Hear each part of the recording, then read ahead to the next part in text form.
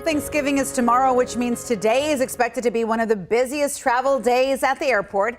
Officials at Austin Airport are already bracing for a larger crowd. And that is where we find KVUE's Eric Pointer live this morning. And what is the crowd like so far this morning, Eric?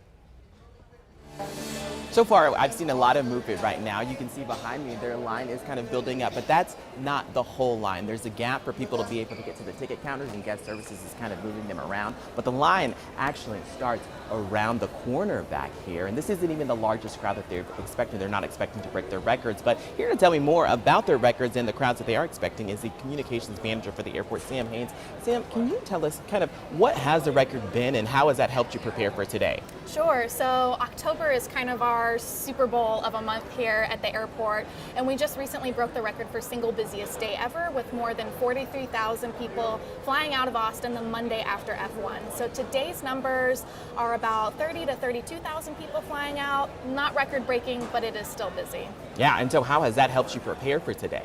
Yeah, we've had plenty of opportunities this year to kind of stress test operations, stress test the facility. This year has been a banner year for us, and we're expecting to serve over 21 million annual passengers, both flying in and out, and that will be the busiest year on record ever for the airport.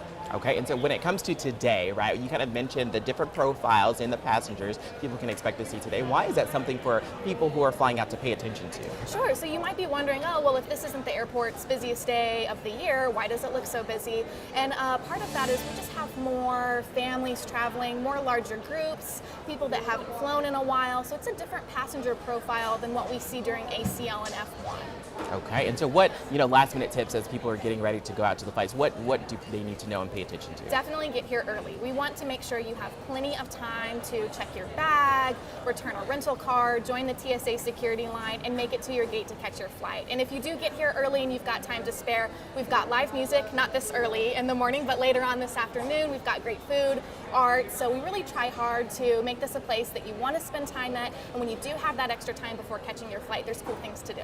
Awesome. Well, thank you so much, Sam. I really appreciate that. And like she said, get here early. The earlier the better. You want to give yourself, like she said, 2.5 to 3 hours. And also make sure you're in the right place. When you talked about the terminals earlier, Allegiant and Frontier fly out of the South Terminal. So pay attention to that and make sure you're getting to the right place. But I'll send it back to you guys in the studio.